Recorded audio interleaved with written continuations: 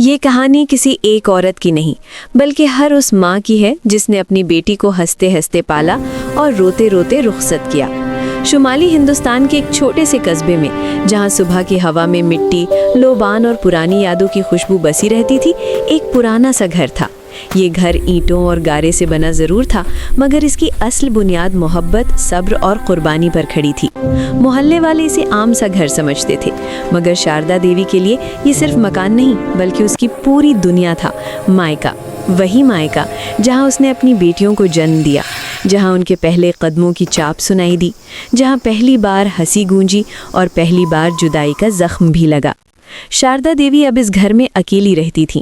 शौहर राम किशोर को गुजरे बरसों हो चुके थे, मगर उनकी यादें आज भी दीवारों में सांस लेती थीं।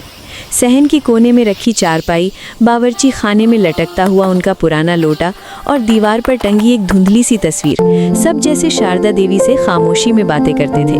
उन्होंने जिंदगी में बहुत कुछ खोया था, मगर कभी हौसला नहीं हारा। 3 बेटियां थीं और तीनों को उसने अपने हाथों से रुखसत किया था। हर शादी के बाद मायके का आंगन थोड़ा सा खाली हो जाता, मगर शारदा देवी हर बार खुद को समझा लेती कि यही तो माँ होने की पहचान है। अब इस घर में सिर्फ सबसे छोटी बेटी कजरी बाकी थी। कजरी, जो इस मायके की आखिरी हंसी थी, आखिरी रौनक और शारदा देवी के दिल की आखिरी डोर। कजरी की आवाज़ से ही घर जानता था, उसकी हंसी से ही दीवारें रोशन होती थीं। मगर वक्त किसी के लिए नहीं रुकता। एक दिन जब रिश्ता आया और कजरी की शादी तय हुई तो पूरे घर में खुशी की लहर दौड़ गई। औरतों ने गीत छेड़ दिए, रिश्तेदारों की आमद और रफ्त शुरू हो गई और तैयारियों का शोर मच गया। मगर शारदा देवी के दिल में एक अनकही सी खामोशी उतर आई। सब कहते थे अब तो मायके की आखिरी शादी है, मगर कोई ये नहीं जानता था कि ये लफ्ज़ आखिरी माँ के दिल पर किस तरह वार करता है। शादी की तैयारियों में साड़ियाँ निकाली गईं, जेवरात संदूकचों से बाहर आए, मगर शारदा देवी हर चीज़ को हाथ में लेते हुए एक लम्हा रुक जाती। उसे याद आता कि यही सब उसने बाकी बेटियों की शादियों में भी किया था, मगर इस बार एहसास मुख्तलिफ था। इस बार मायका मुकम्मल तौर पर खाली होने वाला था। रात को जब सब सो जाते, शारदा देवी दिए की मध्यम रोशनी में बैठकर कजरी के बचपन की चीज़ें निकालती। छोटे कपड़े, टूटी हुई गुड़िया, पुरानी किताबें, हर चीज़ एक कहानी सुनाती थी। वो उन्हें सीने से लगाकर खामोशी से रोती, ताकि दिन में किसी को उसकी कमज़ोरी नज़र ना आए। उसे याद था कि कैसे राम किशोर ने मरते वक्त कहा था, बेटियों को मजबूत बनाना, रुखसती के वक्त कमज़ोर नहीं होना। मगर माँ का दिल कहाँ मानता है। कजरी अब भी कभी कभी आकर उसकी गोद में सर रख देती, जैसे बचपन में रखा करती थी। शारदा देवी उसके बालों में उंगलियां फेरते हुए सोचती कि बहुत जल्द ये लम्हे सिर्फ यादें बन जाएंगे। यही मायके की आखिरी शादी का आगाज था, खुशियों के शोर में लिपटी हुई एक खामोश जुदाई की कहानी। कजरी की शादी की खबर फैलते ही मायके में जैसे एक अजीब सी हलचल मच गई थी।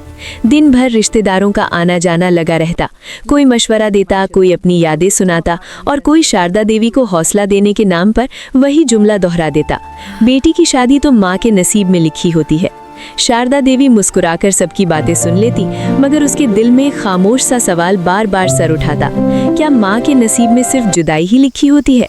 वो जानती थी कि लोग बुरे नहीं हैं, मगर कोई ये नहीं समझ पाता कि आखिरी शादी का मतलब क्या होता है। आखिरी शादी का मतलब ये नहीं कि सिर्फ रस्में ख़त्म हो रही हैं, बल्कि ये कि वो आंगन जो बरसों से बेटियों की आवाज़ों से भरा था अब खामोश हो जाएगा। कजरी खुद भी बदलने लगी थी। पहले जो हर बात पर हंस पड़ती थी, अब अक्सर खिड़की के पास बैठकर बाहर देखती रहती। उसकी आंखों में ख्वाब भी थे और खौफ भी। एक दिन उसने माँ से पूछा, माँ, क्या शादी के बाद वाकई मायका पराया हो जाता है? शारदा देवी ये सवाल सुनकर एक लम्हे के लिए खामोश हो गई। फिर उसने बेटी का हाथ अपने हाथ में लेकर कहा, बेटी, मायका कभी पराया नहीं होता, बस बेटी के कदमों का रास्ता बदल जाता है। ये कहकर उसने खुद को मजबूत दिखाया, मगर दिल के अंदर कहीं कुछ टूट सा गया। शादी की तैयारियों के साथ साथ शारदा देवी ने बेटी को वो सब सिखाना शुरू किया जो एक औरत को नए घर में चाहिए होता है। कैसे बड़ों की इज्जत करनी है, कैसे बात को दिल में रखना है और कहाँ बोलना है, कहाँ खामोश रहना है।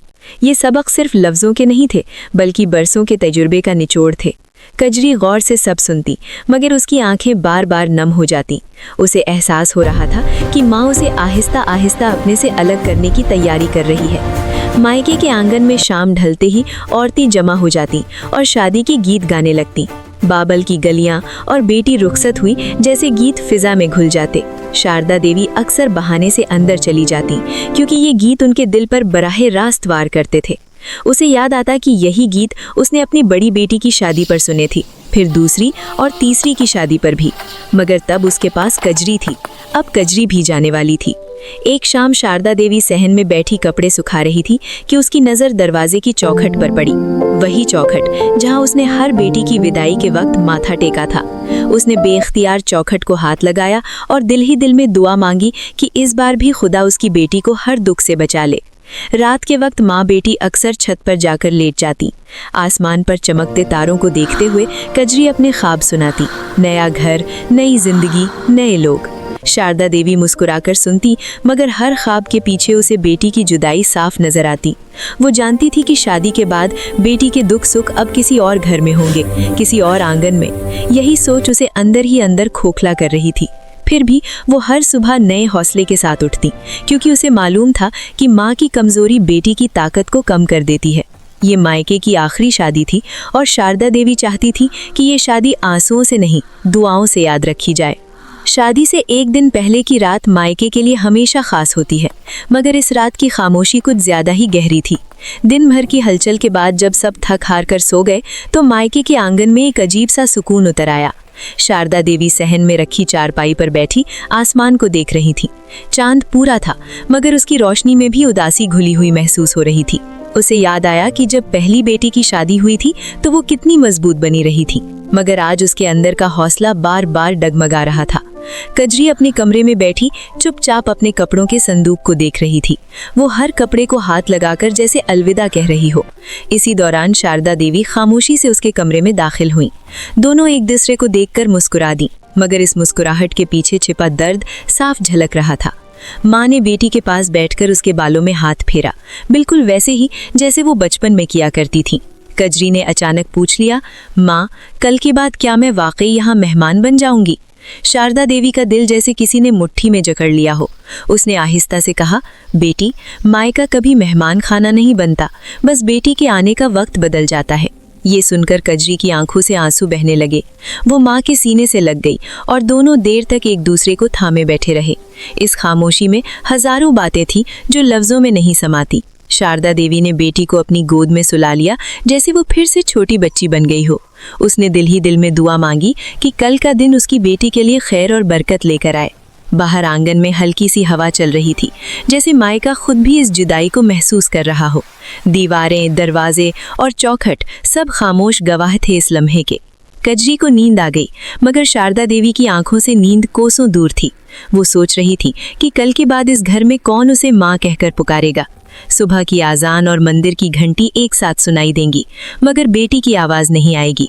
यही सोच उसे अंदर ही अंदर तोड़ रही थी। फिर उसने खुद को संभाला और सोचा कि माँ का फर्ज रोना नहीं, बल्कि बेटी को मजबूती से रुखसत करना है। उसे मालूम था कि ये मायके की आखिरी रात है, आखिरी बार जब बेटी उसकी छत के नीचे सो रही है। उसने चुपके से बेटी के माथे पर बोसा दिया और आहिस्ता से कमरे से बाहर आ गई। आंगन में खड़े होकर उसने पूरे घर को एक नज़र देखा, जैसे हर कोने को दिल में बसा रही हो। ये रात खत्म हो रही थी और इसके साथ ही मायके का एक पूरा दौर भी खत्म होने वाला था।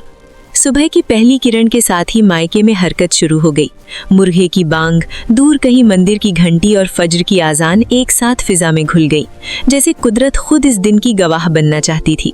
शारदा देवी ने आंख खोली तो दिल पर एक अजीब सा बोझ था। उसे मालूम था कि आज वो दिन है जिसका ख्याल पिछले कई महीनों से उसके दिल को बेचैन किए हुए था। वो खामोशी से उठी, सहन में पानी छिड़का और चौखट पर दिए के सामने हाथ जोड़कर दुआ मांगी। उसकी दुआ में कोई ख्वाहिश नहीं थी, सिर्फ बेटी की खैर थी। कजरी भी जाग चुकी थी। आज उसका चेहरा मुख्तलिफ लग रहा था, खामोश, संजीदा और थोड़ा सा सहमा हुआ। औरतें आना शुरू हो गईं। किसी के हाथ में हल्दी थी, किसी के पास मेहंदी और किसी की जुबान पर रस्मों की हिदायतें। मायके का आंगन एक बार फिर रंगों और आवाज़ों से भर गया, मगर शारदा देवी को हर आवाज़ में जुदाई की गूंज सुनाई दे रही थी। हल्दी की रस्म के दौरान जब कजरी के चेहरे पर हल्दी लगाई गई तो शारदा देवी ने उसे गौर से देखा। वही बेटी जिसे वो कल तक अपनी गोद में लोरियां सुनाकर सुलाती थी, आज एक नई जिंदगी की दहलीज पर खड़ी थी। उसने दिल ही दिल में सोचा कि वक्त कितनी बेरहमी से आगे बढ़ जाता है। मेहंदी लगते वक्त औरतों ने रिवायती गीत गाए। कुछ औरतें खुशी से झूम रही थी तो कुछ की आंखें भीग चुकी थी। शारदा देवी खामोशी से एक तरफ बैठी रही। उसने महसूस किया कि ये खुशी उसके लिए इम्तिहान बन गई है, हंसना भी ये और रोना भी। दोपहर तक दूल्हे वालों की आमद की खबरें आने लगीं। घर में भागदौड़ तेज हो गई। कजरी को दुल्हन के लिबास में तैयार किया जा रहा था। सुर्ख जोड़ा, भारी जेवरात और आंखों में काजल, सब कुछ बिल्कुल वैसा ही था जैसा शारदा देवी ने ख्वाबों में देखा था, मगर हकीकत का लम्स ख्वाब से कहीं ज्यादा भारी था। जब कजरी तैयार होकर बाहर आई तो शारदा देवी की सांस जैसे रुक सी गई। वो एक लम्हे के लिए बेटी को पहचान न पाई। ये वही कजरी थी, मगर अब वो सिर्फ उसकी बेटी नहीं रही थी, वो किसी और घर की बहू बनने वाली थी। शारदा देवी ने आगे बढ़कर उसके सर पर हाथ रखा और आहिस्ता से कहा, बेटी, आज के बाद तेरी हर खुशी मेरी दुआ है। कजरी की आंखों से आंसू बहने लगे, मगर उसने खुद को संभाल लिया। आंगन में मंडप सजा था, पुजारी मंत्र पढ़ रहे थे और रिश्तेदार अपनी अपनी जगह संभाल रहे थे।